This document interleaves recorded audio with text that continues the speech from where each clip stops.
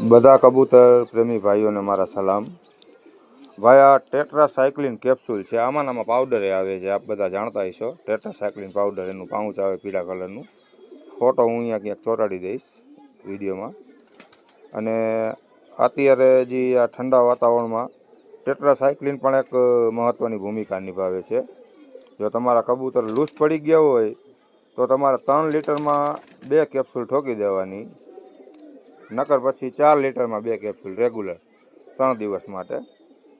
એટલે કે 2 લીટરમાં 1 કેપ્સ્યુલમાં કામ કરે. જો તમારા કબૂતર 2 લીટર પાણી પીતા હોય તો તમારું 1 કેપ્સ્યુલમાં કામ થઈ જશે. અને આ 3 દિવસ મહિનામાં દેવાની છે. મહિનામાં 3 દિવસ, જો એનો કલર છે.